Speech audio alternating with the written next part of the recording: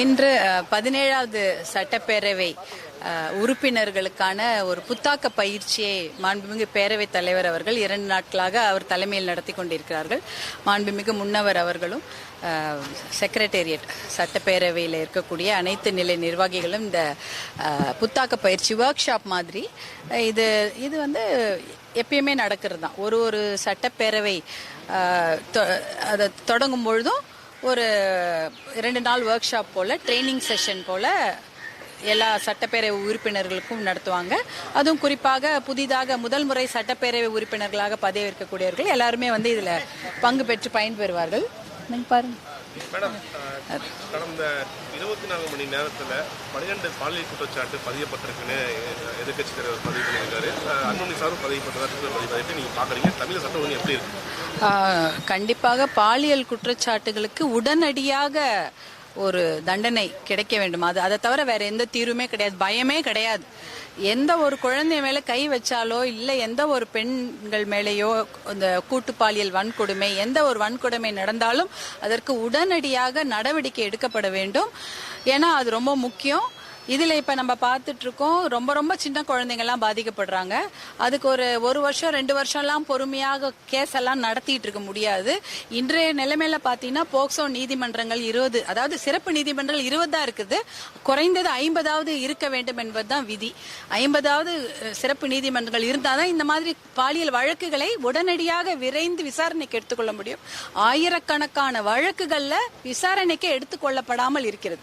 அப்பனா தப்பு பண்ணீங்களா இல்லையான்னு கேட்கறது கூட இங்க நாதி இல்ல. அந்த மாதிரி ஒரு விஷயம் நடந்துட்டு இருக்குது. அதனால நீதிமன்றங்கள் அதிகப்படுத்தப்பட வேண்டும். அதே போல 1 மாசத்துல தண்டனை கொடுக்கப்பட வேண்டும். நம்மளை பொறுத்த வரைக்கும் அதான் முக்கியமான ஒரு விஷயம். ஒரே ஒரு மாசத்துல, ஏன்னா இது விஷயம் தெரிஞ்சு போச்சு, யார் தப்பு பண்ணாங்க, யார் அதுல பாதிக்கப்பட்டாங்கன்னு தெரிஞ்சு போச்சு. இனிமேல் அதை ஒரு 6 மாசம் 1 வருஷம் வழக்கை நீடித்திருக்க கூடாது. அடுத்ததாக இந்த மாதிரி தப்பு பண்றவங்களுக்கு உடனடியாக தண்டனை, மரண தண்டனைன்னு ஒண்ணு கொடுக்கப்பட வேண்டும் என்பதுல நம்ம பெண்களாகிய நாங்கெல்லாம் உறுதியாக இருக்கிறோம். கட்சி கொள்கைகள் என்னவாக வேணாலும் இருக்கட்டும், ஆனால் ஒரு குழந்தைய மேல் கை வைத்து அந்த குழந்தைய வந்து இவ்வளவு பெரிய துன்புறுத்துக்கு உள்ளாக்கிய அத்தனை கைவர்களுக்கு, அந்த ராட்சசர்களுக்கு உடனடியாக இந்த மரண தண்டனை என்பது கண்டிப்பாக வழங்கப்பட வேண்டும். அப்படி இருந்தாதான் பயப்படுவாங்க அடுத்ததா இன்னொரு குழந்தை மேல கை வைக்க.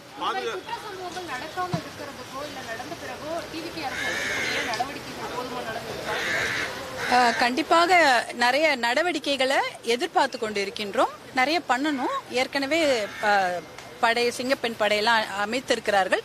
இதுல வந்து என்ன நடவடிக்கை எடுக்கிறாங்க நம்ம பார்க்க வேண்டிய சூழ்நிலை.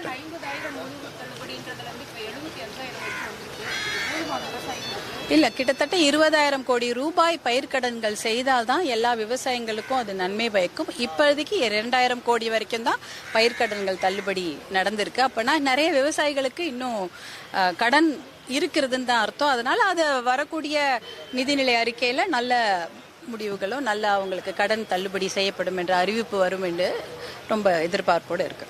நன்றி.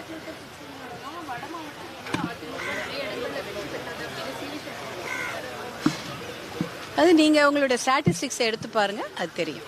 நன்றி.